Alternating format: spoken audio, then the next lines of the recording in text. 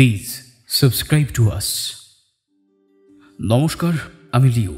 আপনি শুনছেন suspense thriller platform, আপনার গল্পের প্ল্যাটফর্ম।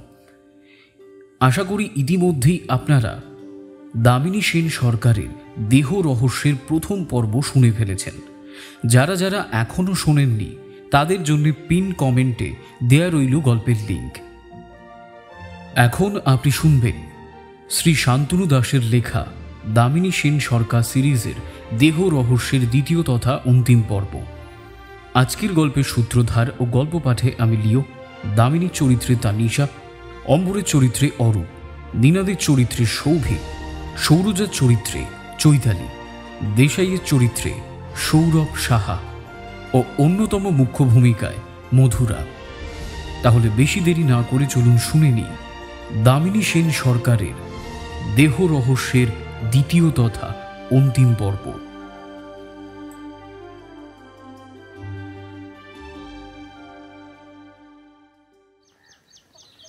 চন্দ্রচূড় বাবুর বাড়ির বাইরের করিডোরের ব্রাঞ্চের 5 জন বসা। দেশাই বাদে সকলের হাতে চায়ের পেয়ালা। প্রায় মিনিট 15 ধরে বন্দুকের নল পরিষ্কারে ব্যস্ত দেশাই। তমসাও দরজার পাশে দাঁড়িয়ে আসরে যোগ দিয়েছে। হঠাৎ বাড়ির গেট খুলে তাদের দিকে এগিয়ে আসতে থাকে ফণীভূষণ বাবু। বারান্দায় উঠে আসতেই সার্ভেন্ট ছেলেটি একটা কাঠের চেয়ার ঘরের ভেতর থেকে নিয়ে এসে বারান্দার সামনে রাখে। চেয়ারে বসে নিয়ে তিনি জিজ্ঞেস করেন, কি দেশাই বাবু, বন্দুক ঠিক হয়েছে? দেশাই একগাল হেসে বলে ওঠে, হ্যাঁ, আসলে ট্রিগারের স্প্রিংটা আটকে ছিল, সেটা ঠিক করলাম। এম পয়েন্ট ঠিক না হলেও প্রবলেম নেই, শো পিস হিসেবে আমি সাজিয়েও রাখতে পারি। দেশাই কেবল হাসে। অন্যদিকে দরজার কাছে দাঁড়িয়ে তমসা সকলের উদ্দেশ্যে বলে ওঠে, আচ্ছা, একটা বনভোজন করলে কেমন হয়? কথাটা বলা মাত্রই সকলে বেশ উত্তেজিত হয়ে ওঠে। ঠিক হয় আগামীকাল রবিবার বিশল্লা জঙ্গলের উত্তর দিকে বনভোজন করা হবে। সকাল সকাল বেরিয়ে সেখানে পৌঁছে লোকেশনে ঘোরাফেরা আর তারপর বিকেলের দিকে ফিরে আসা। রান্নার জন্য চন্দ্রচূড় বাবুর সার্ভেন্টকে নিয়ে নিলেই তো 16 কলা পূর্ণ। চড়ুই ভাতির প্রসঙ্গ উঠলে দামিনী মুহূর্তের মধ্যে ভূপতিমোহন চট্টরাজের কথাটা তুলতেই চন্দ্রচূড় বাবু আর ফণীভূষণ বাবু বেশ অবাক হন। এর বিশেষ কারণ, দামিনী সবেমাত্র এই নতুন জায়গায় এসে ব্যবসায়ী ব্যক্তিকে চিনল কী করে। পুলিশ স্টেশনে হওয়া সকল কথা জানালে দুইজনে ধাতস্থ হয়। দামিনী আরও জানায়, এই চড়ুই ভাতিতে দামিনীর নতুন পরিচিত এই চট্টরাজ শিমুলগড় থানার ওসি এবং আরও 2 জনকে সাথে নিতে হবে। উপস্থিত সকলে সামান্য অবাক হয়। পরে ভেবে দেখে ছোট জায়গায় সবাইয়ের মুখ চেনা, এতএব আগন্তুকদের গমনে খুব একটা অসুবিধা হবে না। কথার ফাঁকে দেশাই চন্দ্রচূড় বাবুর হাতে অ্যালপাইন বন্দুকটা দিয়ে হাসি মুখে বলে ওঠে, নেন, ঠিক হয়ে গেছে। চন্দ্রচূড় বাবু বন্দুক হাতে তুলে দূরের ওয়েদার ককের ঠোঁটকে এম পয়েন্টে দেখে নিয়ে বলে, না দেশাই বাবু, এম পয়েন্টটা ঠিক হয়নি। কি বলছেন, কই দেখি? দেশাই মুহূর্তের মধ্যে অবাক হয়ে কথাটা বলেই বন্দুক হাতে নিয়ে এম পয়েন্টে চোখ রেখে আবার বলে, না, পয়েন্ট ঠিক আছে। ঠিক নেই, এম করি? করুন। বলা মাত্রই চন্দ্রচূড় বাবু বন্দুক হাতে নিয়ে ওয়েদার ককে এম করে মুহূর্তের মধ্যে গুলি ছোড়ে। কিন্তু ওয়েদার কক স্থির, অর্থাৎ সঠিক লক্ষ্যে গুলি লাগলো না। বলেছিলাম দেশাই বাবু, এম পয়েন্টটা ঠিক হয়নি, কারণ আজ পর্যন্ত আমার টার্গেট মিস হয়নি। চন্দ্রচূড় বাবুর কথাটা শোনা মাত্রই দেশাই বন্দুকটা হাতে নিয়ে ওয়েদার ককে টার্গেট করে। ছাড়ুন দেশাই বাবু, ট্রিগারটা তো ঠিক করে দিয়েছেন, এটাই অনেক। এ বন্দুক আপনার দ্বারাও ঠিক হবে না। মুহূর্তের মধ্যে দেশাই গুলি ছোঁড়ে আর বন বন শব্দে দূরের ওয়েদার কক ঘুরতে থাকে। লক্ষ্য সঠিক জায়গায়। সকলে স্তম্ভিত। কেবল দামিনীর ঠোঁটের কোণে একটা জয়ী হাসি। দেশাই বেশ গম্ভীর কিন্তু বেশ রাগ ভরা স্বরে চন্দ্রচূড় বাবুর হাতে বন্দুকটা দিয়ে নিয়ে বলে ওঠে, দেশাই যখন বলে বন্দুক ঠিক, তার মানে বুঝবেন ঠিক। নিন ধরুন। কথাটা বলেই চন্দ্রচূড় বাবুর বাড়ির থেকে দ্রুত পদে বেরিয়ে যেতে থাকে দেশাই। পেছনে পা মেলায় সৌরজা। চন্দ্রচূড় বাবু ঈষৎ লজ্জিত বোধ করে নজর নিম্নাভিমুখী করে দাঁড়িয়ে থাকে।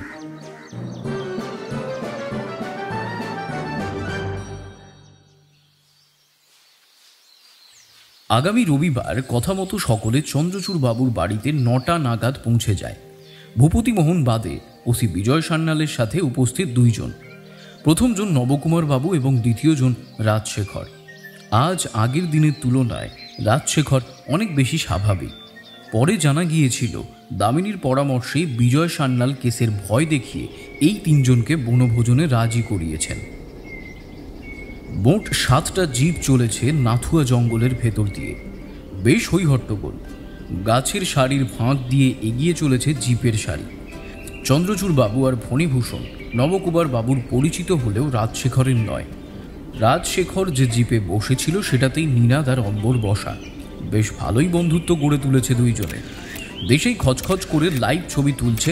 দামিনী মৌন আর ঠোঁটের কোণে সিগারেট।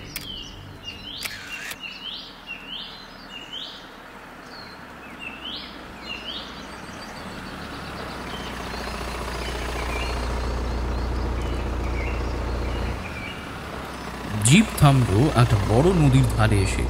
এটা তিস্তার শাখা। নদীর অপর প্রান্তে যেতে হবে। এখানে নাথুয়া জঙ্গল শেষ আর ওপারে বিশল্লা জঙ্গল শুরু। কয়েক হাত দূরে একটি বাঁশের এপার ওপার পারাপারের জন্য বাঁশের সাঁকো তৈরি হয়েছে। প্রত্যেকে সেই দিকেই এগিয়ে চলে। জলের স্রোত সামান্য আর রং সামান্য পিঙ্গলা। সাঁকো পেরোতে সময় লাগলো মিনিট 10 মতো। প্রত্যেকে ওপারে নামতেই চন্দ্রচূড়বাবু বলে ওঠেন, এটা হলো দেবীর জঙ্গল। দেবী এইখানেই শাসন করতেন। সকলে জঙ্গলের পথে এগিয়ে যায়। প্রত্যেকে নিজের নিজের খেয়ালে মগ্ন। কেবল দামিনীর নজর সকলের দিকে। সে সবার পেছনে। হঠাৎ তমসা কাছে এগিয়ে এসে দামিনীকে জিজ্ঞেস করে, কি ব্যাপার? আজ দেখছি তুমি খুব চুপচাপ, সকলের পিছনে। মন খারাপ নাকি? না। বুঝতে পেরেছি, তোমার ওই ডাক্তার বান্ধবী দাবা খেলায় হেরে গেছে। তুমি বড় মুখ করে বলেছিলে না যে ও ভালো খেলে। না না, খেলায় হার জিত থাকবেই। আর দাবা পুরোটাই বুদ্ধির উপর। তোমার বুদ্ধি আছে। তাহলে কি ভাবছো ওই মার্ডার কেস নিয়ে? দামিনী চুপ করে থেকে কেবল পথ চলতে থাকে। ধীরে ধীরে সকলে উপস্থিত হয় এক বিশাল বড় একটি তাবিলার সামনে। চারিদিকে ছড়িয়ে ছোট ছোট কুটির। গ্রাম্য স্থানীয়রা এখানেই থাকে। তাবিলার ভিতরে প্রবেশ করতেই সকলে শুনতে পায় ঘণ্টা কাসরের ধ্বনি দক্ষিণ দিক থেকে ভেসে আসছে। ওই দিকেই দেবী চৌধুরানীর প্রতিষ্ঠিত কালী মন্দিরটি আছে। সকলেই সেদিকে এগোতেই দেখে কিছুটা দূরে একটা বড় অশ্বত্থ গাছ, আর সেটা ধাপে ধাপে সিঁড়ির মতো করে মাটির চাতালে বেড়ি দেওয়া। ফণীভূষণ বাবু সেদিকে ইশারা করে দামিনীর উদ্দেশ্যে বলে ওঠে, ওই যে দেখছেন চাতালটা, ওখানেই দেবী বসে তার ডাকাত দলকে অধিনায়কত্ব করতেন। আর ডাকাত সেনাপতি রঙ্গরাজ নিচের ছোট বেদিটায় বসতেন। সকলে উপস্থিত হয় দেবীর মন্দিরে। স্থানীয়রা ঘোরাফেরা করছে আর তার তত্ত্বাবধানে ব্যস্ততা পালন করছে, যাতে বাইরের কেউই দেবীর সামগ্রী স্পর্শ না করে। গর্ভগৃহের মূর্তিটি বড়ই অদ্ভুত। একটি বিশাল বড় কালো রঙের শিলা, আর তাতে ত্রিনয়ন আর জিহ্বা খোদাই করা। লাল জবা ফুলের মালা ও সিঁদুরে মাতৃ বিগ্রহ বড়ই কুঢ়তা প্রকাশ করছে। গর্ভগৃহতে অনেকগুলি কুলঙ্গি। আজও এই শতাব্দীতে প্রতি সন্ধ্যায় প্রদীপ জ্বালিয়ে রাখা হয়। কোনো বৈদ্যুতিক ব্যবস্থা নেই। মন্দিরের পেছনে সকলে যেতেই এক প্রকার চমকে ওঠে। একটি হাঁড়ি কাঠ, সেটার সিঁদুরে মাখামাখি, কিন্তু সেটা লোহা দিয়ে বের করা।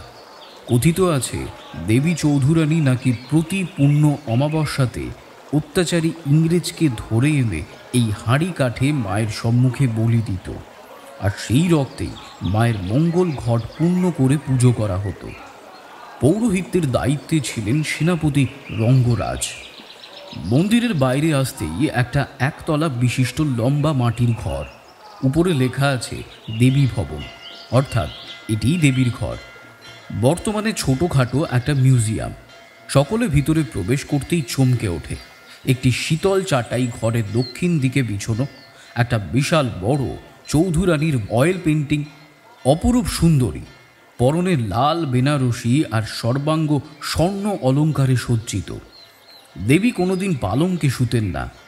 কাঁচের বাক্সতে ঠাসা দেবী ভবন, তাতে দেবীর ব্যবহৃত ছুরি, চিস্পাত, শুল, চাবুক, ঘোড়ার লাগাম, যুদ্ধশঙ্খ, চামড়ার পাদুকা, আহারের মাটির থালা আর গ্লাস, আর একটি হাত দর্পণ ও 5 মুখ চিরুনি।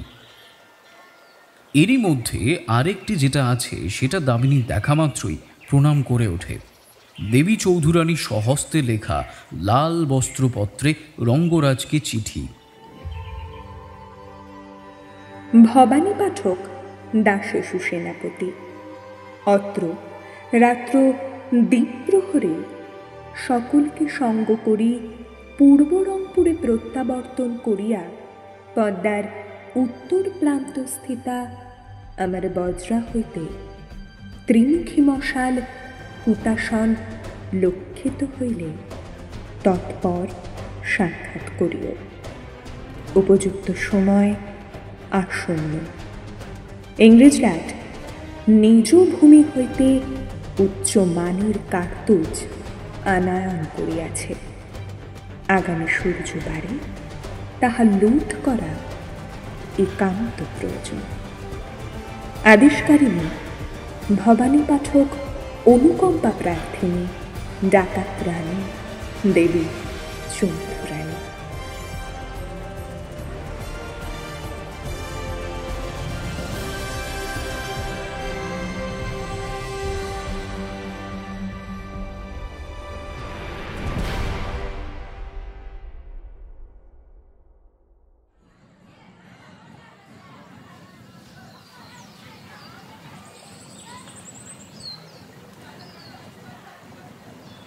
সকলে মুগ্ধ, কেবল দেশাই বাদে, কারণ ছবি তোলা নিষিদ্ধ। মন্দির চত্বর থেকে বাইরে বেরিয়ে এসে তারা পূর্ব প্রান্তের বিশল্লা জঙ্গলের আরও ভেতরের দিকে এগিয়ে চলে। নির্দিষ্ট একটি স্থানে আসতেই সকলে প্রকৃতির রূপ দেখে বিভোর হয়ে ওঠে। সমুদ্রের ধারে যেমন বালি বিস্তৃত ঝাউ গাছের সমাহার থাকে, এই স্থানটিও তেমনই। দূরের একটি পাহাড়ের থেকে ঝর্ণা ঝরে পড়ছে। সকলে সেখানেই যাবতীয় জিনিসপত্র নামাতে আরম্ভ করে। কাজের লোকেরা উনুন আর রান্নার কাজে ব্যস্ত হয়ে পড়ে, আর বাকিরা নৈসর্গিক প্রকৃতির আনন্দ উপভোগ করতে থাকে। কেউ ক্যামেরা, তো কেউ পেন্সিল হাতে ছবি আঁকা, কেউ দাবা খেলায়। সকলের জলখাবার পর্ব শেষ হতেই কাজের লোকেরা দুপুরের রান্নার জোগাড়ে ব্যস্ত হয়ে পড়ে। এরই ফাঁকে সকলে বিচ্ছিন্ন হয়ে পড়ে চারিদিকে। ভূপতিমোহন, নবকুমার আর চন্দ্রচূড়বাবু জায়গায় থেকে যায়। দামিনী আর নিনাদ ঝর্ণার দিকে এগোতে থাকে। হঠাৎ, ম্যাডাম একটু দেখে শুনে, এই পাহাড়ি এলাকায় কিন্তু সাপ ফাপ থাকে। দামিনী আর নিনাদ ঈষৎ হেসে এগিয়ে চলে। ধীরে ধীরে দুইজনে উপস্থিত হয় একটি টিলার উপরে, ঝর্ণার সামান্য কাছে। বেশ শব্দ ঝর্ণার ঝরে পড়ার।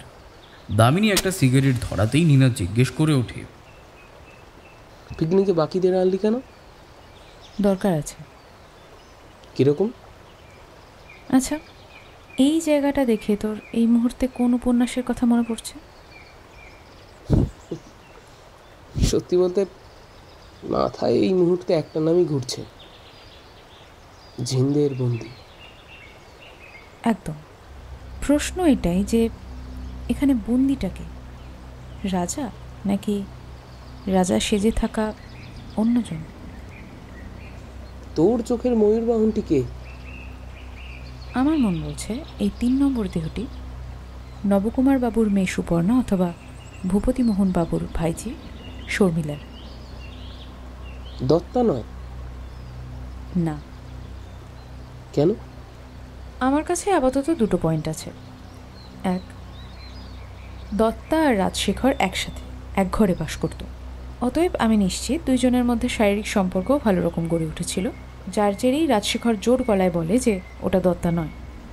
কি করে মুন্ড ছাড়া দেহ দেখে সে বলে দিতে পারল? তখনই সম্ভব যখন মুখ বাদে দেহটাও রাজশেখরের পরিচিত হবে। আর দুই হলো ফণিভূষণ। বুঝতে পেরেছি, দত্তার ভাড়া বাড়ির মালিক ফণিভূষণ, তাই দত্তার দেহ সম্পর্কে কিছুটা জ্ঞান থাকত, তাই ওটা দত্তার বডি হলে ফণিভূষণ ক্লেম করত। ইয়েস, এখানে একটা প্রশ্ন আছে। রাজশেখর বলেছিল ভাড়া বাড়ির মালিক ভালো না। কি ভালো না? কথা, ব্যবহার, নাকি চরিত্র?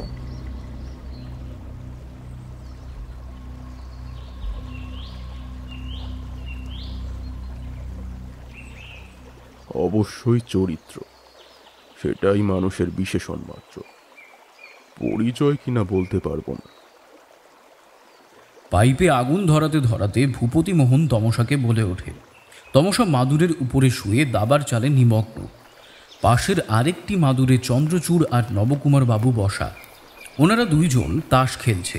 হঠাৎ সকলে খেয়াল করে এদিক ওদিক থেকে সকলে নির্দিষ্ট স্থানের দিকে এগিয়ে আসছে।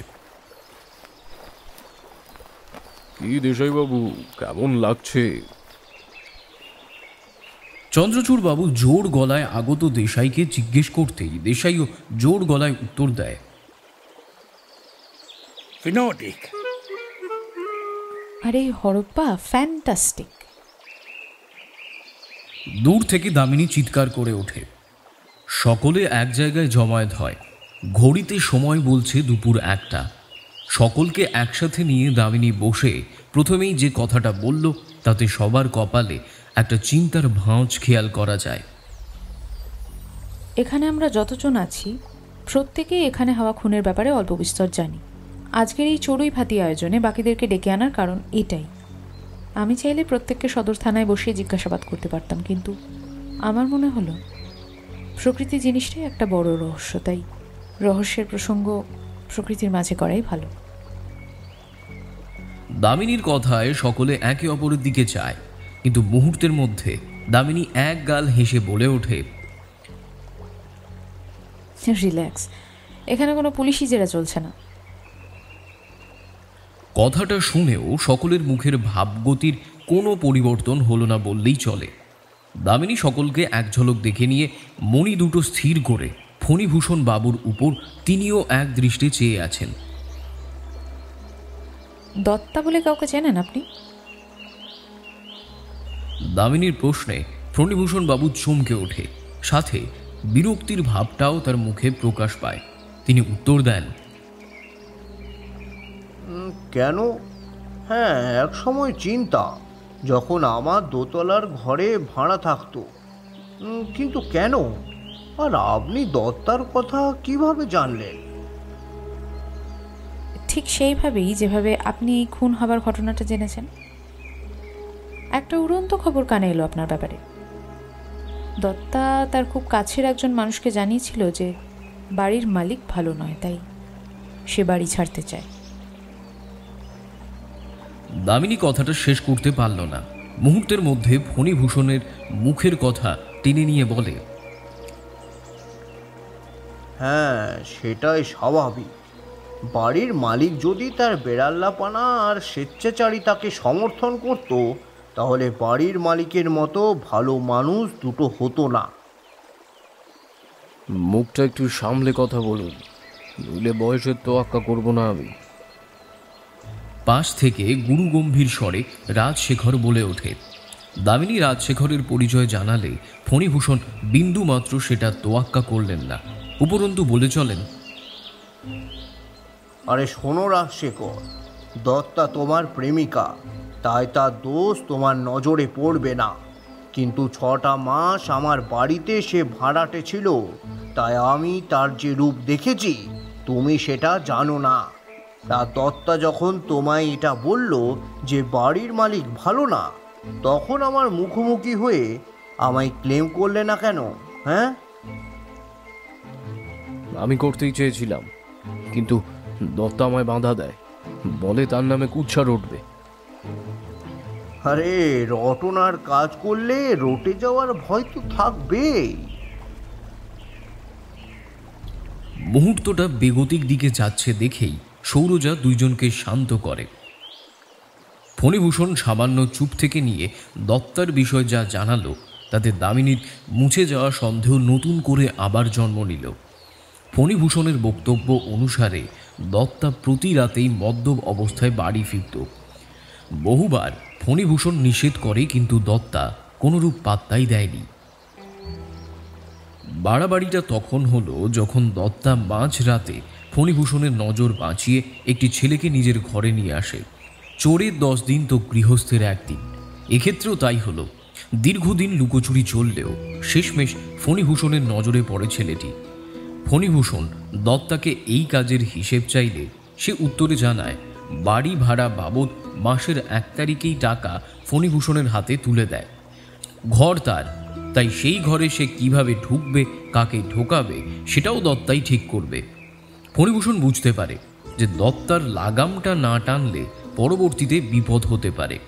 সেই জন্যে সে পরের মাসেই দত্তাকে বাড়ি ছাড়তে বলে।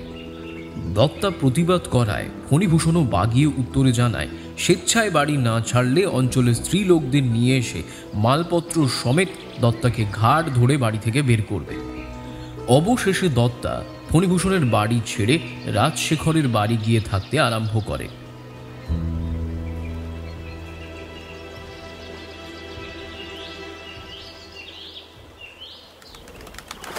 হঠাৎ পাখির ঝাঁক কিচিরমিচির করে উঠতেই আনন্দটা কেমন যেন ম্রিয়মান হয়ে পড়ল ঠিকই, কিন্তু দামিনী নয়। সে রাজশেখরের প্রতি দৃষ্টি রেখে বলে চলে, সেদিন নেশায় ছিলে, তাই প্রশ্নটা মাথায় এলেও করিনি। আজ সবার সামনে করছি। দত্তার সাথে এক ঘরে থাকাটাও যেমন ছিল, শারীরিক সম্পর্কও ছিল, তাই তো? মুহূর্তের মধ্যে সকলের মাথা নেমে যায়। রাজশেখর কেবল মাথা নেড়ে হ্যাঁ করতেই নিনাদ দামিনীর দিকে চায়। নবকুমারবাবু, সুপর্ণার কেসটা কি? দামিনীর প্রশ্নে নবকুমার কেবল ভ্রুকুটি যোগে তাকিয়ে রইল। দামিনী বলে চলে, আপনি আমার সম্পর্কে খুব একটা জানেন না, তাই অনর্গল মিথ্যা বলেছেন। যাই হোক, কাজের কথায় আসি। আপনার মেয়ে যেখানে গান শেখাতে যেত, সেখানকার অভিভাবকদের মুখে একটা কথা শুনতে পাই। বেশ কয়েকবার বছর 30-এর এক যুবকের সাথে সুপর্ণা দেখা করতে আসতো। নাম বলতে পারিনি, কিন্তু এটা বলেছে যে সেই যুবকের সাথে আপনাকে একবার কথা বলতে দেখেছে। সময়টা রাত্রি 8টা। তাহলে নবকুমার বাবু, ছেলেটি কে? নবকুমার বাবু মৌনরূপে বসে থাকে। তিনি কোনো উত্তর দেয় না। দামিনী ঈষৎ হেসে নিয়ে বলে ওঠে, আমি বলি, যুবকটি হয়তো সুপর্ণার প্রেমিক। আর আপনি সেদিন আমার সামনে এতটাই কনফিডেন্সের সঙ্গে বললেন যে এই দেহ সুপর্ণার নয়, তখনই আমার কেমন যেন খটকাটা লাগলো যে আপনি জানেন সুপর্ণা কোথায়। বলুন নবকুমার বাবু, কোথায় সুপর্ণা? আমি জানি না। ঠিকানা না জানলেও এটা তো জানেন যে সে বেঁচে আছে না মরে গেছে? নবকুমার বাবু কোনো উত্তর না দিয়ে জায়গা ছেড়ে উঠে দাঁড়ায়। কয়েক পা হেঁটে তিনি শান্ত স্বরে বলে চলেন,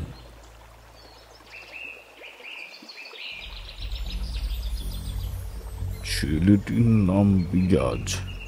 সামান্য একটা মুদির দোকান নাকি আছে। সুপর্ণাই বলেছিল আমার ছেলেটিকে পছন্দ হয়নি। ঘটনার 3 দিন আগে সুপর্ণা একটা চিঠি লিখে বাড়ি ছেড়ে চলে যায় বিরাজের সাথে। এখন কোথায় আছে আমি জানি না। সেটা জানার জন্যই পুলিশে মিসিং রিপোর্ট লেখাই। গত 2 মাস আগে একটা চিঠি সুপর্ণা আমাকে পাঠায় ওই কলকাতা থেকে। জানিয়েছিল সে ভালোই আছে, যদি পারি যেন তাদেরকে ক্ষমা করে দিই। করেছেন? মানে ক্ষমা করেছেন? নবকুমার বাবু নিরুত্তর।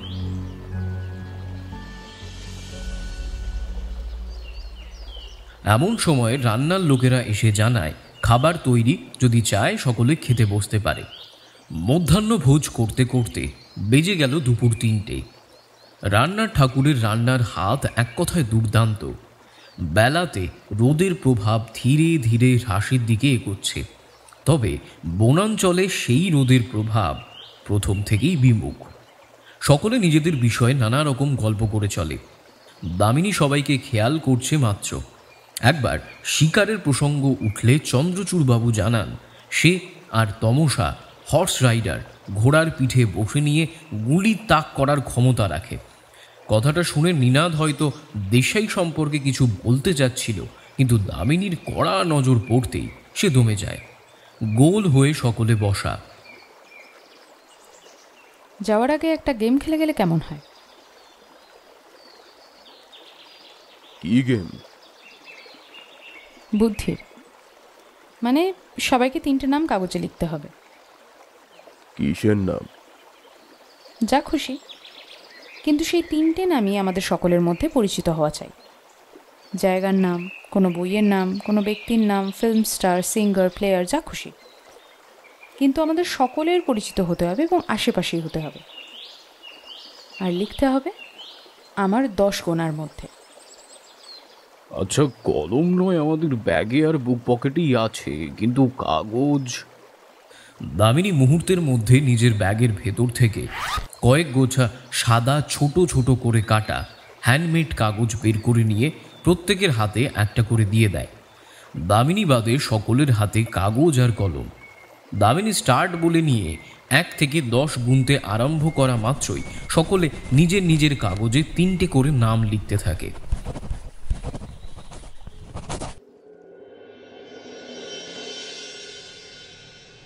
দামিনী যখন কটেজে ফিরল তখন বাজে সন্ধে 6:30। আকাশটা কেমন যেন গোমট হয়ে রয়েছে। বলে রাখা প্রয়োজন, চড়ুইভাতিতে যাবার আগে সদর পুলিশ স্টেশনের কনস্টেবলদের কয়েকটি কাজ দামিনী দিয়ে গিয়েছিল। সেগুলোর রিপোর্ট আনতেই অম্বর আর নিনাদ পুলিশ স্টেশনে যায়। তারা ফিরল 7টা নাগাদ। সকলে ড্রয়িং প্লেসে বসা। মঞ্জু চা পরিবেশন করে চলে যেতেই আরম্ভ হয় আলোচনা।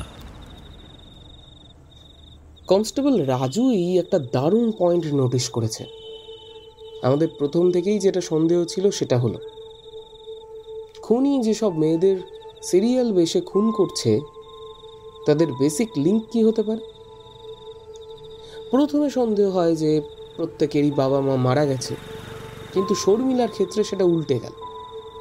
কিন্তু এরই মধ্যে রাজু ভেতরের থেকে খবর আনে শর্মিলার কারোর সাথে সম্পর্ক ছিল। অন্যদিকে শর্মিলার বাড়ির কাজের মহিলাও জানায় টেলিফোনে কারোর সাথে কথা বলেই সে বাড়ি থেকে বেরিয়ে যায়। অতএব টেলিফোনের ব্যক্তি আর শর্মিলার প্রেমিক কি এক? চন্দ্রচূড়বাবুর নামে খবরে একটা অদ্ভুত খবর আনে।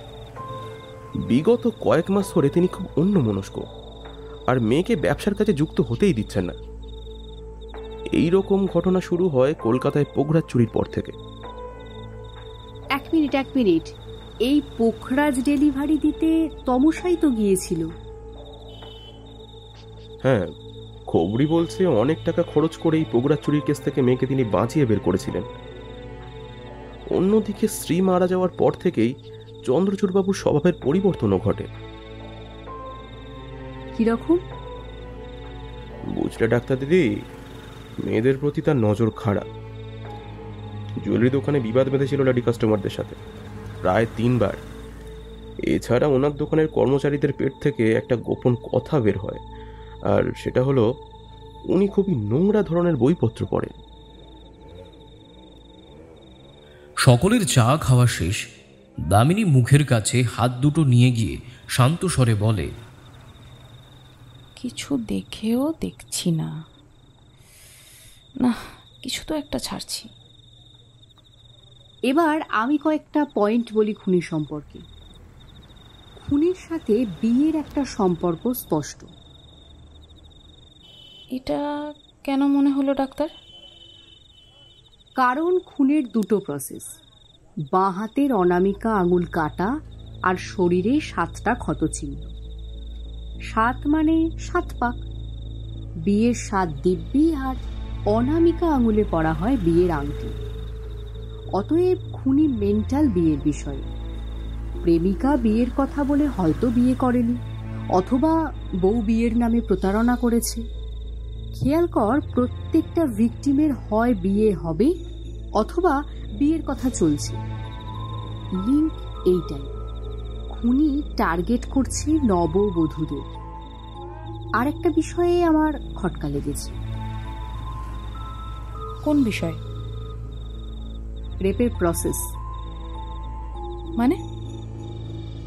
মানেটা হলো, আমার অ্যানালাইসিস বলছে খুনি রেপ করেনি।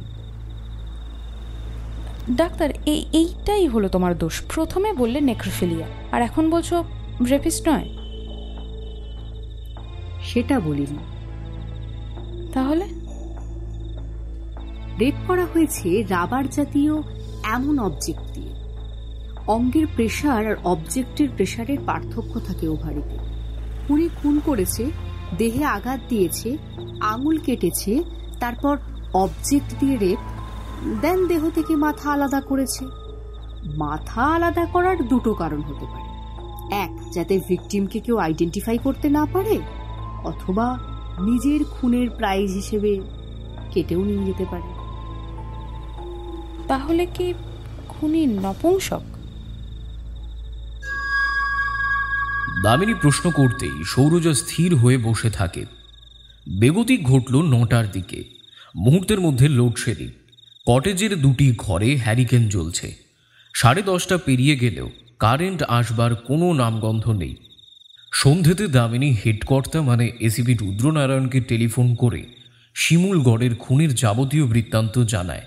সবটা শুনে তিনি বলেন, বুঝলাম, আবার প্রবাদ সত্য হলো। ঠিকই স্বর্গে গেলেও ধানি ভানে। যাকে ইনভেস্টিগেশন করো, দেখো কি হয়। যা বুঝলাম, এই কেস এমন কিছু না। ওই চন্দ্রসূর্য ধইরা ঠ্যাঙাও গা, খুঁড়িয়ে আপনি বেরোয় আসবো। শেষের কথাটা দামিনী বিদ্রুপের সাথে কেবল বলে ওঠে, অজার যুদ্ধে আটুনি সার।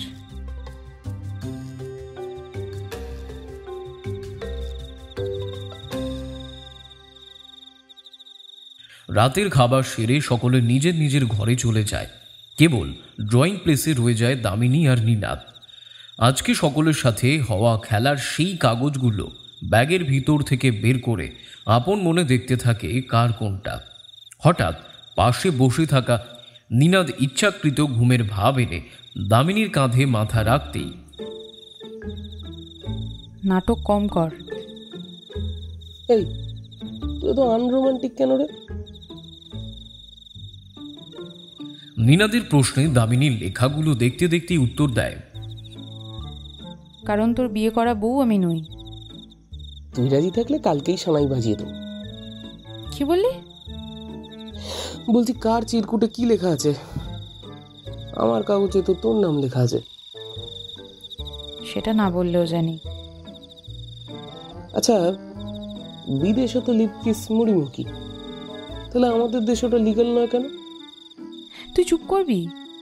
ভুল করে তোকে বোধহয় পুলিশে চাকরি দিয়েছে। তাহলে আমার কি করা উচিত ছিল? ছি ছোড়া, সর কাজ করতে দে।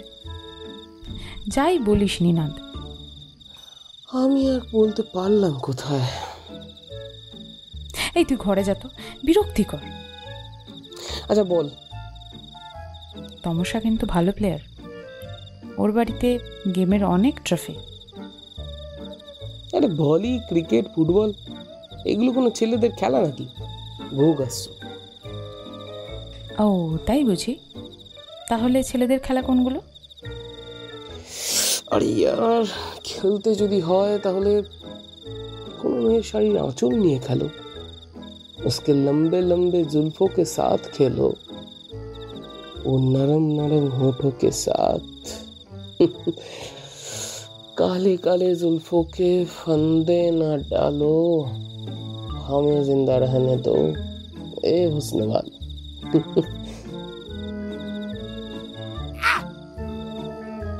নীনাদ চিৎকার দিয়ে ওঠে দামিনীর কান মোলা খেয়ে।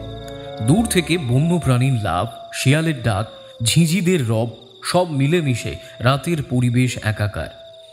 দামিনী আর নীনাদ গভীর মনোযোগের সাথে কাগজগুলো দেখে নিয়ে নিজেদের মধ্যে ভাগাভাগি করে নেয়। শুরু করি? নীনাদ মাথা নেড়ে হ্যাঁ করতেই দামিনী বলে চলে, এই কাগজটা ফণিভূষণ বাবুর। যে 3টে নাম লিখেছে সেগুলো হলো দত্তা, দেশাইবাবু, রুদ্রনারায়ণ। দত্তার দেশাইয়ের নাম লেখার কারণটা বুঝলাম, কিন্তু রুদ্রনারায়ণ স্যার কেন? যেহেতু খেলাটার কথা আমি বলেছি আর আমি এসপি স্যারের কথাতে এখানে ঘুরতে এসেছি, সেই জন্য স্যারের কথাটা ইনস্ট্যান্ট মাথায় আসে।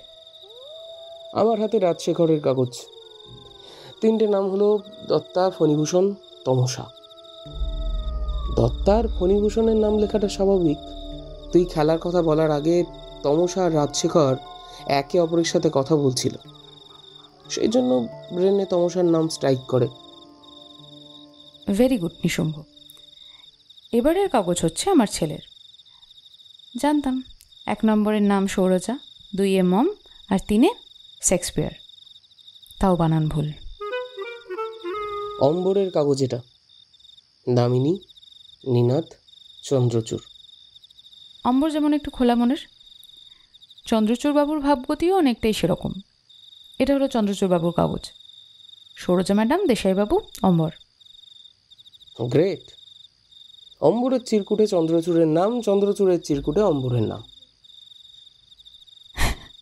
তাহলে বুঝতেই পারছো নিশুম্ভ, পিড়িত জমে উঠেছে।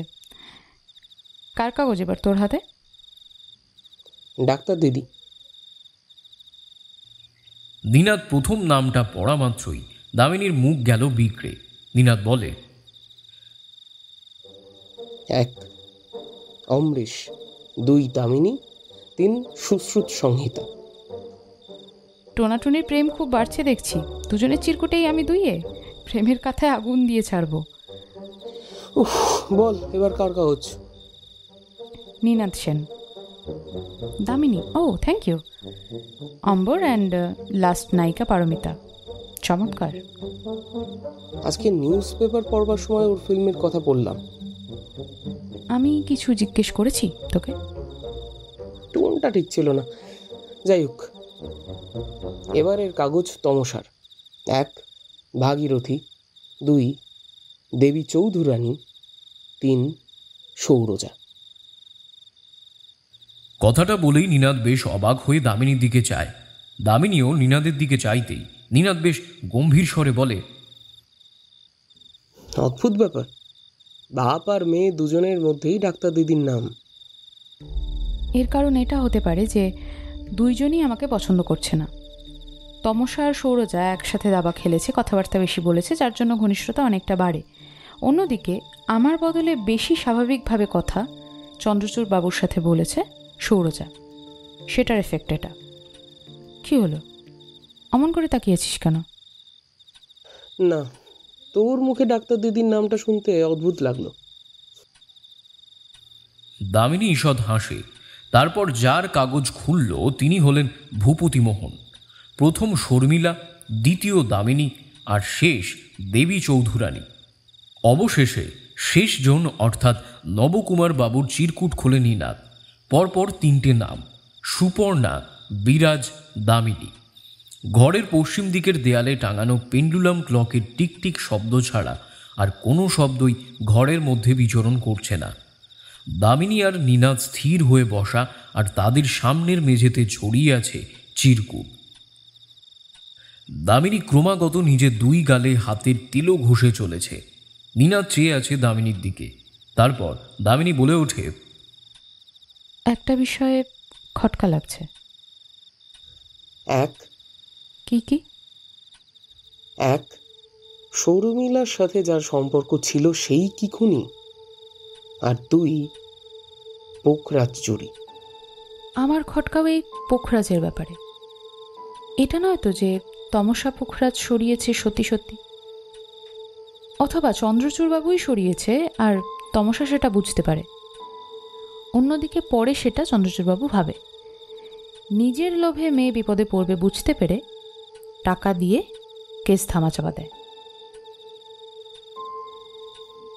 আমার এই কেসে কি মনে হচ্ছে জানিস, প্রমাণে বা যুক্তিতে না, এইবার খুনিকে স্পটে হাতে নাতে ধরতে হবে, ঠিক যেটা 6 মাস আগে সন্ধ্যার কেসে হয়েছিল। দামিনী কোনো উত্তর দিল না, কেবল স্থির নজরে নীনাদের দিকে তাকিয়ে থাকে। কি ব্যাপার, এখনো শুতে যাসনি? হঠাৎ একটা কণ্ঠস্বর ভেসে আসতেই দুজনে চমকে ওঠে। দুজনে তাকিয়ে দেখে শোবার ঘরের দরজার সামনে অম্বর বেশ রাগ ভরা নজরে দাঁড়িয়ে আছে।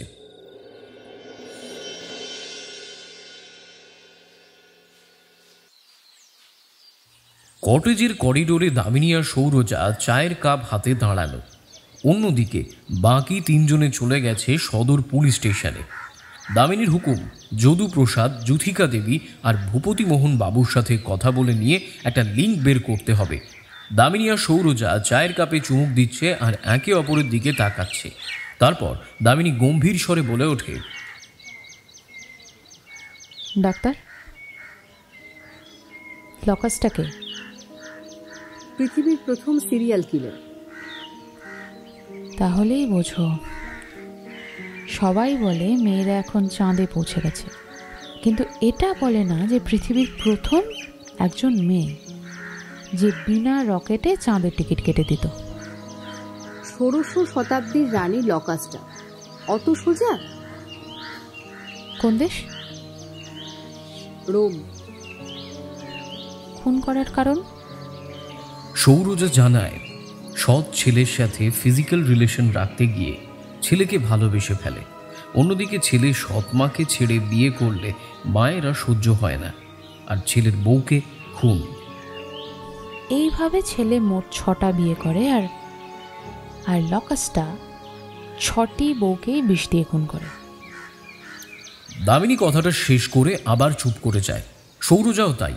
তারপর ফট করে দামিনী আবার বলে চলে, আচ্ছা ডাক্তার, ভগীরথ বললেই তোমার প্রথম কি মনে হয়? কেন? অবশ্যই গঙ্গাকে পৃথিবীতে আনায়নকারী, আবার কারোর নামও হতে পারে। শুধুই কি তাই? তাছাড়া আর কি হতে পারে? সেটাই তো ভাবছি।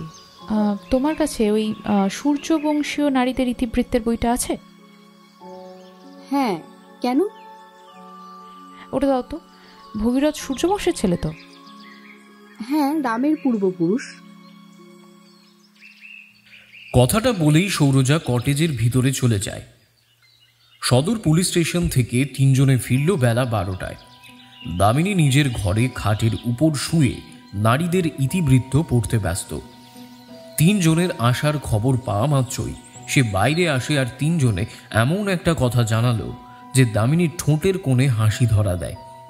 অবশেষে দামিনীর হাতে ধরা দিল সিরিয়াল কিলিংয়ের কমন লিঙ্ক। পুলিশ স্টেশনে 3 জনের জিজ্ঞাসাবাদে উঠে আসে মঙ্গলসূত্র এজেন্সির নাম চন্দ্রিমা, নির্মলা আর শর্মিলা। এই 3 মেয়েরই এজেন্সিতে ছবি দেওয়া হয়েছিল পাত্রপক্ষের কাছে পাঠানোর জন্যে। যারা অ্যারেঞ্জ ম্যারেজে বিশ্বাসী তাদের সম্বন্ধ করিয়ে বিয়ে দেওয়া হয়। 3 জনই যেমন বলা তেমন কাজ। দামিনী ছুটল মঙ্গলসূত্রে।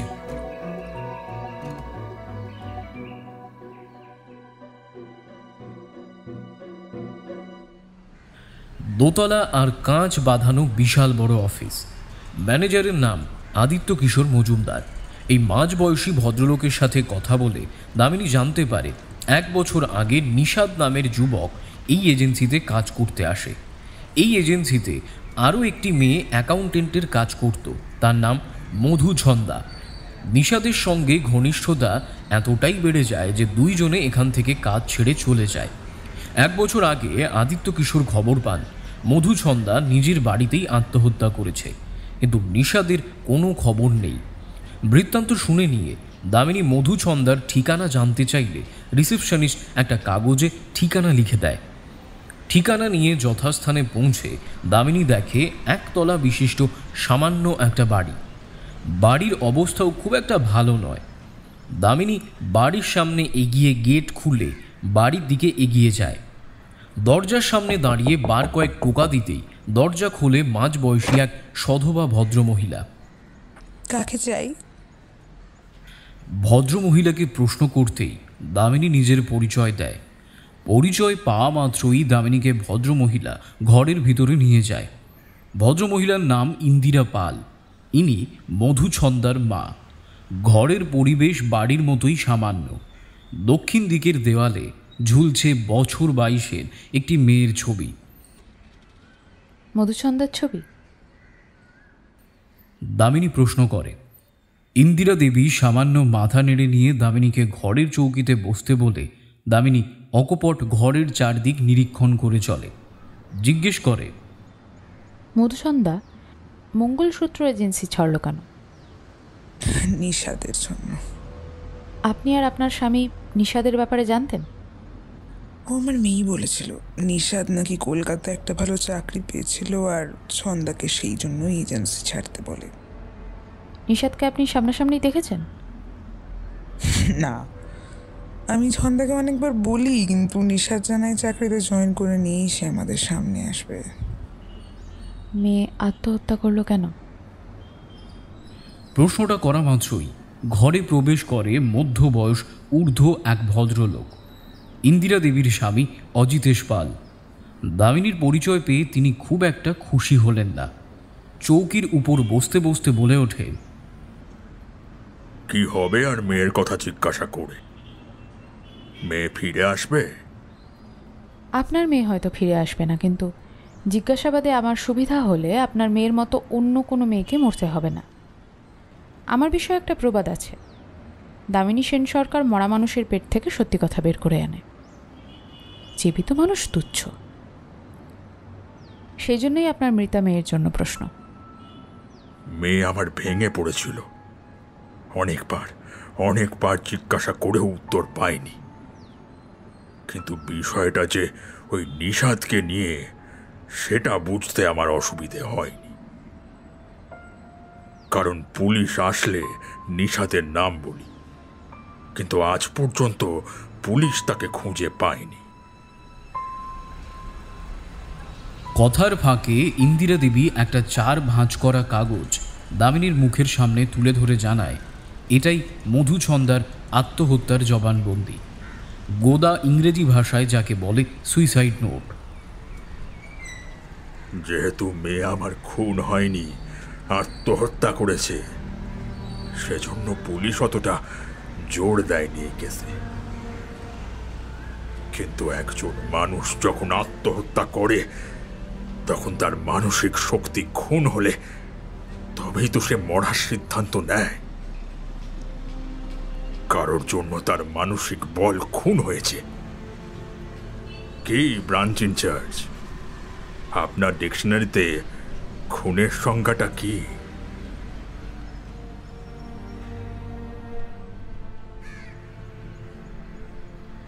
মা, আজ 21টা বছর তোমার সঙ্গে অষ্টপ্রহর একসাথে ছিলাম, তাই নতুন করে নিজের চরিত্র সম্পর্কে কি আর বলবো।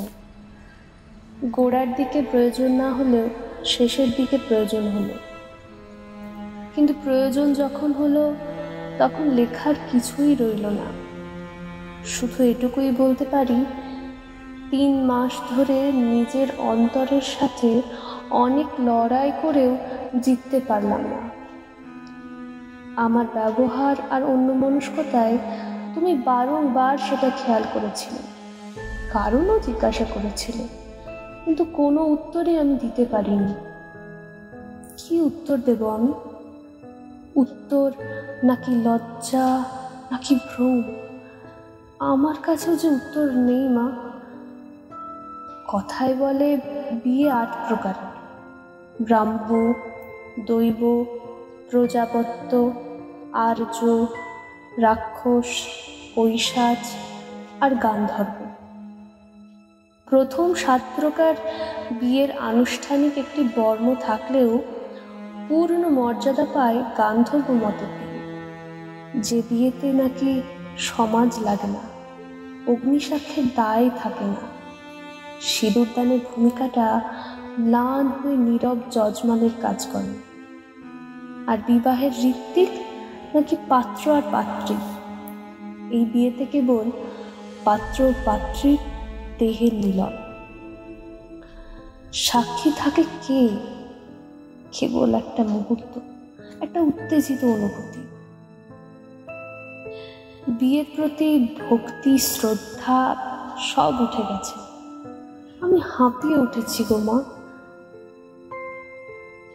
আমার রূপের কদর সবাই করত, তাতে তুমি একদিকে ভয়ও পেতে, অন্যদিকে গর্বও বোধ করতে। সেই রূপটাই কখন যে নিজের অন্তরের থেকে বড় হয়ে দাঁড়ালো সেটা গুণাক্ষরেও টের পেলাম না। তুমি সবসময় বলতে, এই মানুষটা হলো জিওল মাছ, সব পরিস্থিতিতেই বেঁচে থাকার সামর্থ্য রাখে। সত্যি কি তাই? মদন দেবের পঞ্চবান যে তার চেয়েও ভয়ঙ্কর। সেই বানে বিদ্ধ মেয়ে মানুষ কখন যে তিলে তিলে মরবার পথে এগিয়ে চলে তা বিশ্বদেবতা ছাড়া কেউই সাক্ষী থাকে না। সম্মোহন বানের জোরে দুটো মানুষ একে অপরের কাছে আসে, তখন পরিবার কি, পরিজনকে কিছুই মাথায় রাখে না। কিন্তু সম্মোহনের পরই যে রোদন বান আছে সেটার কথা কেউ ভাবে না, আমিও ভাবিনি।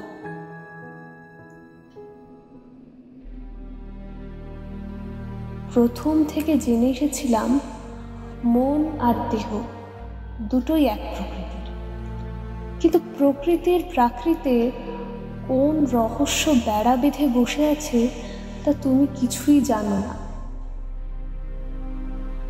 উপরের দেহ আর দেহের ভিতরে থাকা মন দুটো আকাশ পাতাল তফাৎ। আমাদের বংশে কুল আর সম্মান ছাড়া বড় কিছুই নেই। সেই কুল আর সম্মান জলাঞ্জলি দেওয়ার শক্তিও আমার নেই।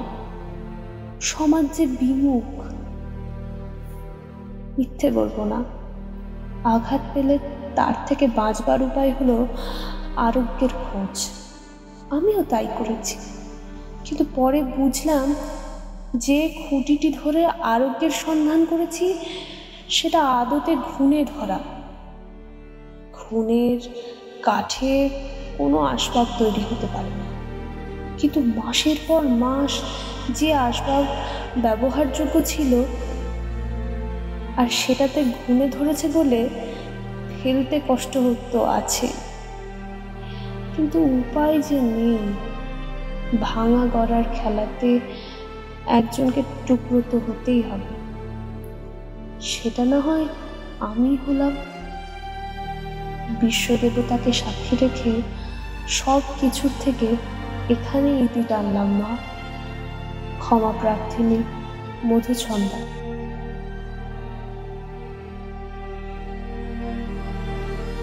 চিঠি পড়া শেষ করতেই সকলে চুপ করে এক দৃষ্টে চেয়ে থাকে দামিনীর দিকে। দামিনীও নীরব। চিঠির গূঢ় অর্থ বোঝবার চেষ্টাতেই হয়তো এই নীরবতা।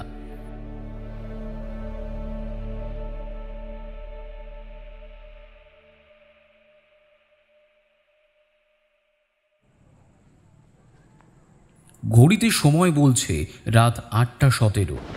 হঠাৎ ঝিলিক দিয়ে একটা বাজ পড়তেই কটেজ একেবারে অন্ধকার। ধেয়ে আসে বৃষ্টি। নিষাদ নামটা কানে কেমন বাধা বাধা ঠেকছে। সৌরজা কথাটা বলতেই দামিনীও সামান্য মাথা নেড়ে নিয়ে উত্তর দেয়, আমারও। বুঝলে ডাক্তার, একটা লাইন ভাবাচ্ছে। সম্মোহনের পরে রোদন? না, দেহ আর মন দুটোর প্রকৃতি আলাদা। আন্দাজ একটা করতে পারছি, কিন্তু মাছকে জালে ফেলবো কি করে, সেটাই তো আমিও ভাবছি।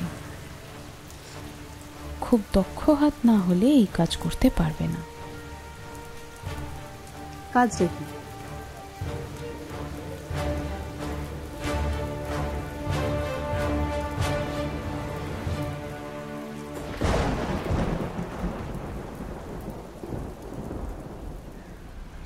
মঙ্গলসূত্র এজেন্সির ম্যানেজারকে এক পৌঢ় ব্যক্তি বলে ওঠে। গালের চামড়া একদম পুরো ঝুলে পড়েছে, গোঁপ দাড়ি চুল সবেতেই পাক ধরেছে, তবে বেশ শেপ করে কাটা। পৌঢ়ের পাশে বসে আছে তার বছর 60-এর স্ত্রী। সেও একই রকম, তবে নাকটা অত্যাধিক চ্যাপটা, নেপালি গোছের দেখতে। পৌঢ়ের নাম অনাদিচরণ মুখার্জি আর স্ত্রীর নাম ইন্দুমতি। এনারা এজেন্সিতে এসেছেন এনাদের একমাত্র মেয়ে পাঞ্চালির বিয়ের সম্বন্ধ দিতে। ম্যানেজারের হাতে পাঞ্চালির একটা ছবি। পাঞ্চালির গায়ের রং খুবই চাপা আর দাঁতের গড়নও খুব একটা ভালো নয়। ছবিটি হাতে নিয়ে ম্যানেজার সামান্য চিন্তা করে নিয়ে জানায়, ঠিক আছে কাকাবাবু, ছবি তো দিয়ে গেলেন, খবর দেব। হঠাৎ এজেন্সিতে একটা বছর 30-এর যুবক ফট করে জানায়, গত দুদিন আগে একটি ছেলে এজেন্সিতে নিজের বিয়ের জন্য ছবি আর নথি পাঠিয়েছে স্পিডে। ছেলেটি এই এলাকারই। তার সাথে পাঞ্চালির বিয়ের কথা বললে কেমন হয়? ছেলের নাম কি? ছেলের নাম পার্থ চৌধুরী, বেসরকারি ফার্মে কাজ করে, বয়স 40। তাহলে আর ছেলে বলো না, পাকা শশা বল। ইন্দুমতি দেবী ফিক করে হেসে বলে যে ছেলেকে ডাকতে তার মেয়ের কোনো আপত্তি নেই। রাজ্যটোক। অস্ফুট স্বরে ম্যানেজার বলে ওঠে।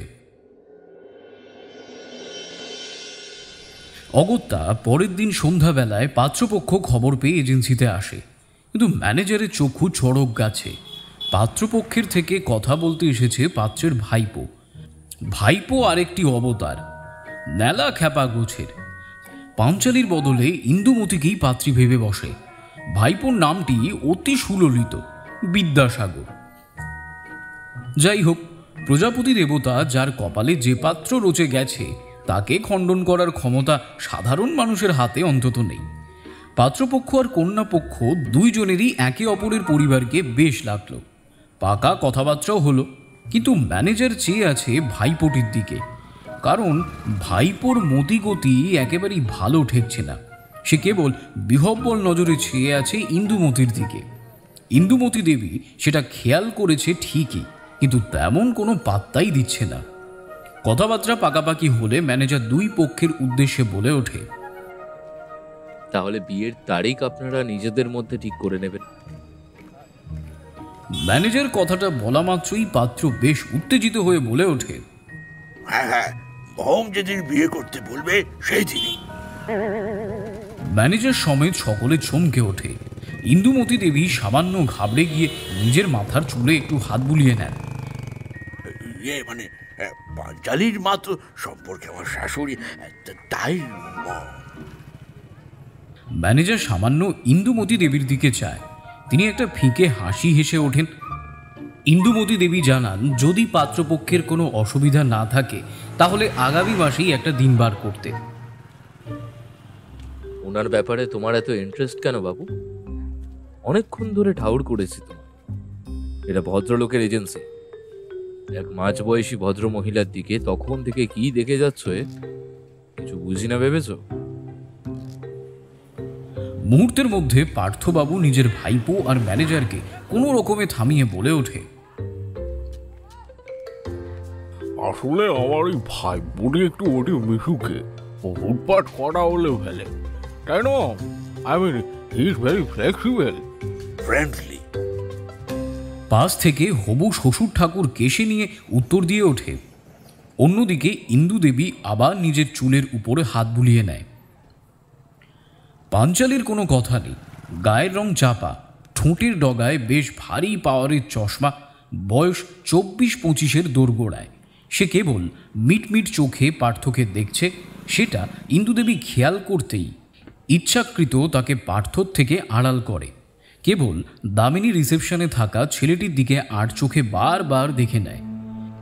এই অবস্থায় এজেন্সির বাকি সকল কর্মচারী দুই একবার তাদের দিকে তাকালেও সেই ছেলেটি বেমালুম কাজে ডুবে রয়েছে। এর কারণ দুটো হতে পারে, এক অনেক কিছু জেনে ন্যাকা সেজে থাকার, অথবা খুনির সাথে জোট বাঁধা।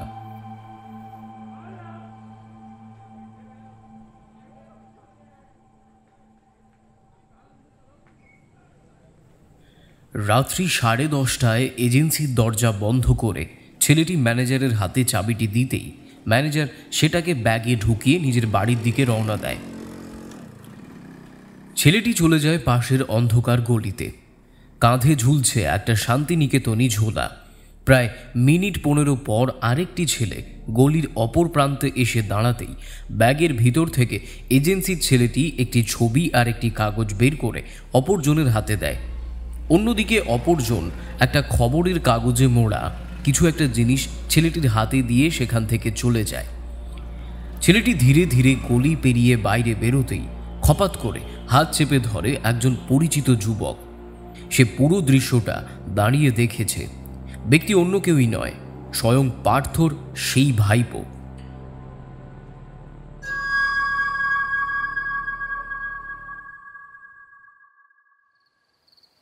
শনিবারের সন্ধ্যা দিল ব্যাগরা। আকাশ ঘনিয়ে এসেছে, থেকে থেকেই শুধু ঝিলিক আর গর্জন। কিন্তু বৃষ্টিটা কখন দেখা দেবে সেটা বলা খুবই মুশকিল। পাঞ্চালি একা খালের পথ ধরে বাড়ির দিকে ফিরছে। দূরের আস্তাবলের থেকে ভেসে আসছে ঘোড়ার ডাক। চারিদিকে ঘুটঘুটে অন্ধকার। হঠাৎ পাঞ্চালি এক গুরুগম্ভীর ডাক শুনতেই থমকে দাঁড়িয়ে পড়ে। পিছন ফিরতেই একটা বিদ্যুতের জ্যোতি। তাতে পাঞ্চালির বুঝতে অসুবিধা হলো না আগন্তুক এক যুবক। বলুন, আমরা কি একে অপরকে চিনি? বেশ ভয়ে ভয়ে পাঞ্চালি জিজ্ঞেস করতেই আগন্তুক সামান্য হেসে নিয়ে উত্তর দেয়, না, তুমি আমায় চেনো না, তবে আমি তোমায় চিনি। ও, কিছু দরকার? হ্যাঁ, কয়েকটা দরকারি কথা ছিল। আকাশের অবস্থা খুব একটা ভালো নয়। একটু দূরেই আমার বাড়ি, সেখানে গিয়ে। না না, কথাগুলো এখানে হওয়াই ভালো। বেশ, বলুন। পার্থকে বিয়ে করতে যেও না। কেন? এত বছরের বড় তোমার থেকে। তাতে কি, এটা কোনো কারণ হতে পারে না। বলে রাখা প্রয়োজন পাঞ্চালি কথা বললেও নজর তার ব্যক্তির দুই হাতের দিকে। সেটা আগন্তুক বুঝতে পারলেও তেমন একটা পাত্তা দিচ্ছে না বললেই চলে। পাঞ্চালির ঠোঁটের কোণে হাসি ধরা দেয়। নিষাদ বলে চলে, পার্থের এত বছর বিয়ে না হওয়ার কারণ জানতে চাইবে না? নিষাদ, জানতে তো তখন চাইব যখন পাত্র আমার অপরিচিত হবে। পাত্রকে তো আমি নিজেই ঠিক করেছি। তোমার কাছে আসার জন্য কত কাঠখড় পোড়াতে হলো বলো তো। কিন্তু মুহূর্তের মধ্যে নিষাদ নিজের বাঁ হাতে পাঞ্চালির হাত ধরে নিজের দিকে ঘুরিয়ে ডান হাত দিয়ে কিছু একটা জিনিস পাঞ্চালির নাকের কাছে নিয়ে যেতে গেলে পাঞ্চালি কাঁধের উপর দিয়ে নিষাদকে ঘুরিয়ে মাটিতে ফেলে গম্ভীর স্বরে বলে ওঠে, শুধু ঘোড়ার আড়াই চাল দেখেছ, আড়াই লাখ তো দেখনি। কথাটা বলতেই আলো হাতে ঝোপের ভেতর থেকে ইন্দু দেবী বেরোতেই নিষাদ সজোরে ছুট দেয়। মুহূর্তের মধ্যে পাঞ্চালি ইন্দুর প্রতি চিৎকার দিয়ে ওঠে, দামিনী, ধর ওকে। রুদ্ধশ্বাসে দৌড়ে নিষাদ আস্তাবলের দিকে এগিয়ে গিয়ে কাঠের দরজায় এক লাথি মেরে দরজা ভেঙে একটা কালো ঘোড়ার পিঠে চড়ে ছুটে চলে ঝড়কা বনের দিকে। আস্তাবলের লোকেদের ঘোড়া চুরির চিৎকার শুরু। অন্যদিকে অনুসরণকারীরা ইন্দু ওরফে দামিনীও আস্তাবলের থেকে একটা সাদা রঙের ঘোড়ার পিঠে উঠে ছুটে চলে নিষাদের দিকে। ঝোড়কার পথ সীমাহীন। বনের ভিতর থেকে শুধু ধেয়ে আসছে ছুটন্ত হ্রেস্যাধ্বনি। হঠাৎ দামিনী খেয়াল করে মেঘ কাটতে শুরু করেছে। প্রবাদ সত্যের মুখ দেখছে, যে মেঘ গর্জায় সে মেঘ বর্ষায় না। দুটি দ্রুতগামী ঘোড়ায় বনানী প্রান্ত অতিক্রম করে তিস্তার চরের উপর ছুটতে শুরু করে। হঠাৎ নিষাদের ঘোড়ার গতি হ্রাস পেতেই দামিনী তার আরও কাছে এগিয়ে যায়। দূর দিয়ে প্রবাহিত হয়ে চলেছে তিস্তা নদী। তুমি চাইলে ঘোড়া আরও জোরে ছোটাতে পারো। সবাই মনে করে খুনের সময় তুমি যখন মেয়েদের দেহ কাটো তখন চপার জাতীয় কিছু দিয়ে কাটো, কিন্তু সেটা ভুল। আসলে তো কাটো বাড়িতে থাকা পূর্বপুরুষের তলোয়ার দিয়ে, তাই তো? তাই চাইলে আজ কোমর থেকে সেই তলোয়ারটা বের করে একটা সত্যিকারের দাবা খেলা হোক। কথাটা বলেই দামিনী নিজের কোমরের খাঁজ থেকে আর একটা তরোয়াল বের করে নিষাদের মুখের সামনে ধরে। নিষাদ দেখেই বুঝতে পারে এটা তার পরিচিত তরোয়াল।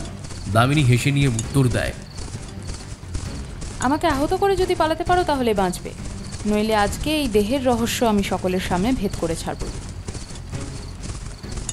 দামিনী কথাটা বলা মাত্রই নিষাদ রেগে নিজের তরোয়াল বাগিয়ে দামিনীকে আক্রমণ করে। অন্যদিকে দামিনীও আত্মরক্ষার্থে পাল্টা তরোয়ালের উত্তর দিয়েছে। বলা চলে দুইজনেই এক একজনের উপর বেশ ভারী। তরোয়াল চলনেই দামিনী ঈষৎ হেসে নিয়ে উত্তর দেয়, তোমার নামটাই সব থেকে বড় পরিচয় ছিল নিষাদ, যার অর্থ ঘোর রাত, আর একটা সমার্থক দাঁড়ায় তমসা। সামান্য কিছুক্ষণের জন্য তরোয়াল চালানো বন্ধ হই আবার নিষাদ ওরফে চন্দ্রচূড় বাবুর একমাত্র মেয়ে তমসা দামিনীর উপর আক্রমণ করে। অনেক কিছু জেনে গেছো দামিনী। হ্যাঁ তমসা, অনেক কিছু। তোমাকে ধরতে পেরেছিলাম চড়ুই ভাতির দিনে, কিন্তু হাতে প্রমাণ ছাড়া তোমায় ধরা সম্ভব ছিল না। আমি তোমার সঙ্গে একটা চুক্তি করতে চাই। তাই কিরকম? আমার রহস্যই রাখলে দামি কিছু পোকরাজ পেতে পারো, যা এই বাজারে খুব দুর্লভ। চুরিটা যে তুমি করেছিলে সেটা আমার ধারণা ছিল, কিন্তু এই মুহূর্তে আমার ধারণা বিশ্বাসে পরিণত হলো। দামিনীকে ঘুষ দিতে চাইছো? না, টোটাল চুক্তি। তমসার শেষ কথাটা বলতেই দামিনী সজোরে তার তরোয়ালের দ্বারা তমসার তরোয়ালের উপর আঘাত করতেই ঘোড়া থেকে ছিটকে পড়ে নদী চরে। তমসার হাতের তরোয়াল ছিটকে যায় দূরে। মুহূর্তের মধ্যে দামিনী ঝাঁপিয়ে পড়ে তমসার উপর। এবার শুরু হয় হাতের যুদ্ধ। চরে শুধু ঘুষির শব্দ। মহাভারতে আছে এমনই সোন নদীর চরে মগধরাজ জরাসন্ধ ভীমের মধ্যে মল্লযুদ্ধ হয়েছিল। আর স্ত্রীলিঙ্গের রাত্রিবেলায় তার পুনরাবৃত্তি ঘটছে। ঘোড়া দুটো নিজের মতো চড়ে দাঁড়িয়ে প্রায় মিনিট 15 দুইজনের মধ্যে মারপিট চলার পর ধুলোর মধ্যে দামিনী তমসার মুখ চেপে ধরে ধারালো নখ কণ্ঠনালীর কাছে নিয়ে হাঁপাতে হাঁপাতে বলে ওঠে, ব্যাস তমসা, অনেক হয়েছে, টুটিটাই উপড়ে দেব। নদী চরে টর্চের আলো দেখা যায়, অর্থাৎ ব্রাঞ্চের লোক যথাস্থানে উপস্থিত।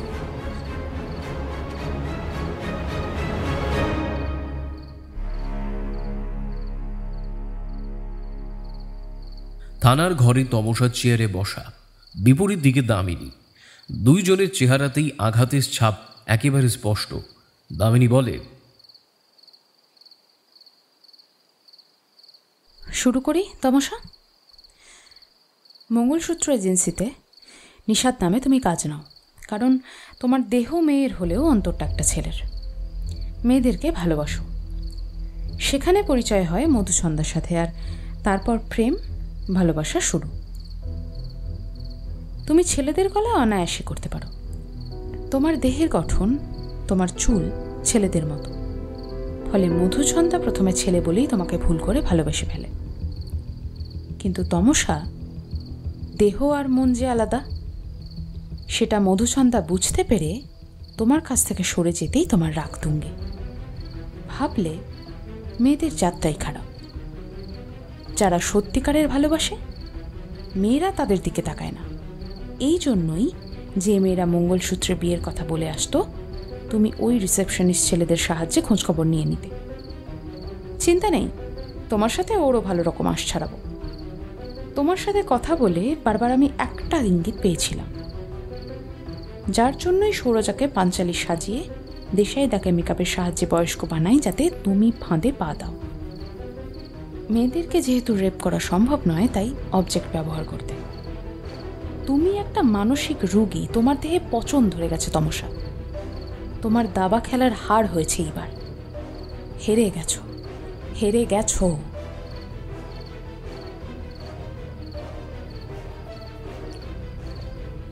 রাগে কাঁপতে কাঁপতে তমসা দামিনীর দিকে তাকাতেই দামিনী কষিয়ে তমসাকে একটা চড় মারে।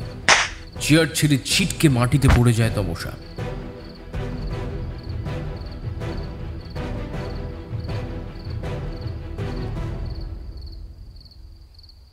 অবশেষে খুনের সমাধান হতে সদর পুলিশ বেশ খুশি। দামিনীদের ফিরে আসার সময় হয়ে এসেছে। ফিরে আসার আগের দিন সন্ধেবেলায় ব্রাঞ্চের সকলে কটেজের উঠোনে বসা। হঠাৎ দেশাই মম বলে ডাক দিতেই দামিনী ক্ষেপে উত্তর দেয়, আবে চুপ কর স্ত্রৈণ প্রেমিক। মম মম মম, এরপর থেকে কোনো প্ল্যানে বুড়ো ভামকে নেব না। কি হয়েছে? ডিয়ার মম, কেসে ভগীরথের ভূমিকা কি?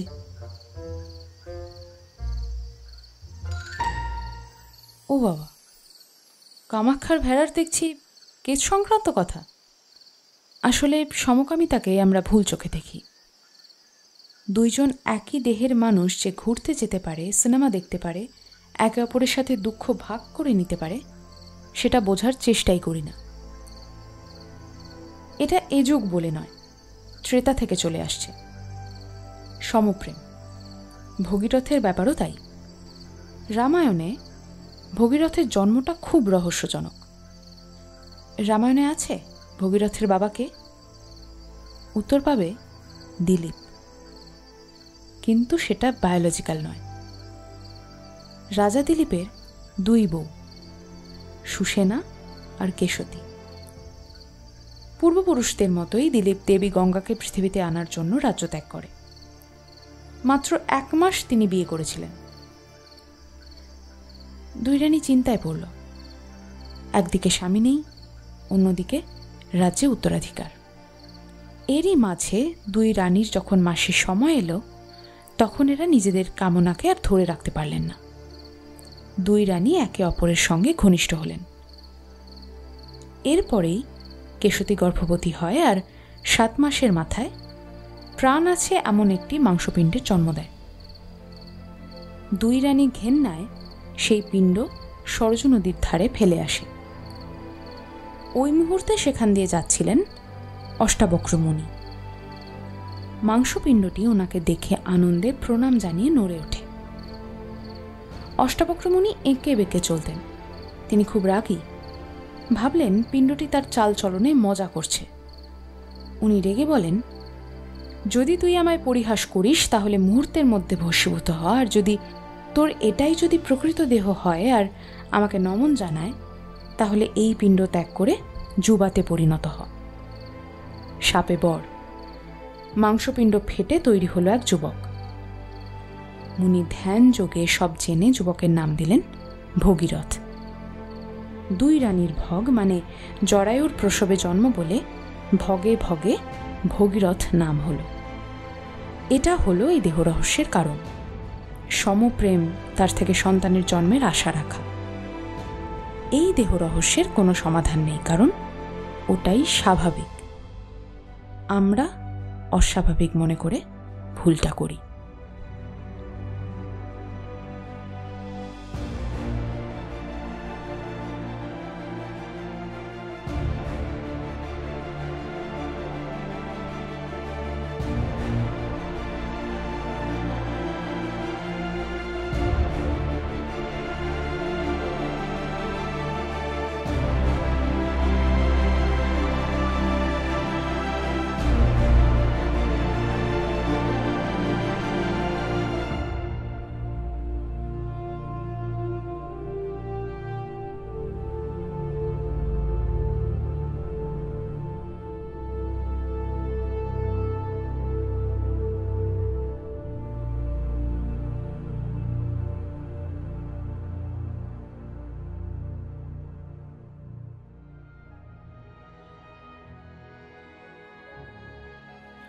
গল্পটি আপনাদের কেমন লাগলো তা অবশ্যই কমেন্ট সেকশনে জানাতে ভুলবেন না।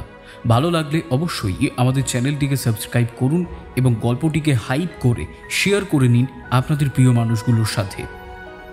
তাহলে আজ এই পর্যন্তই। দেখা হচ্ছে খুব শীঘ্রই আরও একটা নতুন গল্প নিয়ে। শুনতে থাকুন সাসপেন্স থ্রিলার প্ল্যাটফর্ম, আপনার গল্পের প্ল্যাটফর্ম।